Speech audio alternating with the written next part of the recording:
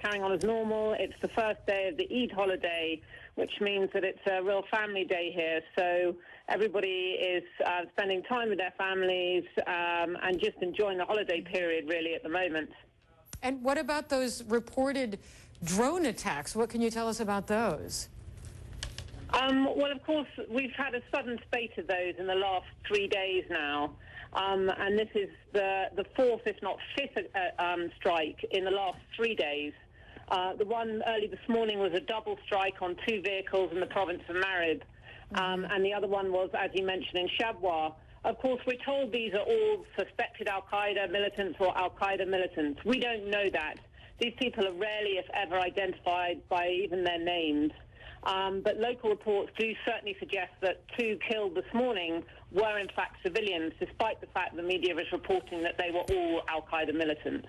And I looked at your Twitter feed there, and yesterday at least you were tweeting out that you were hearing sort of the buzz of unmanned aircraft above Sana'a. Is that the case? Yes, it's been happening for the last couple of days. These are not actually drones. They're surveillance aeroplanes. And we've had them for over periods of up to 6 hours over the city. Last night, as I was trying to go to sleep, I even had to shut the windows to keep the noise out because of that buzzing.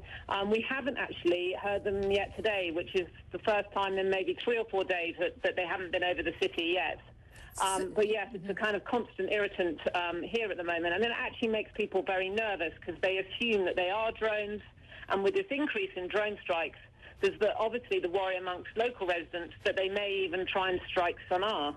Right, and regarding the worry of local residents, and we know about this threat alert that prompted the United States to close many of its embassies in the region, including in Sana'a. What is left of the U.S. presence now in Yemen? Is all the diplomatic staff out? Are there special forces? Who's there exactly?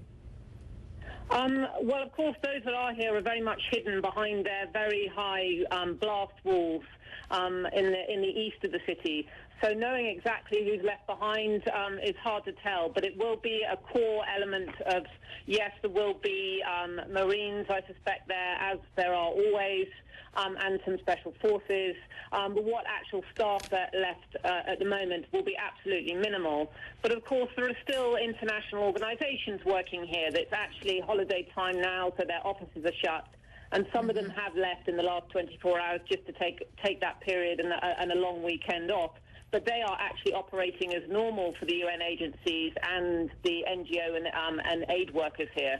All right, Iona Craig, live in Sana'a, Yemen, at Times of London journalist, joining us there live on the line. Thanks very much for being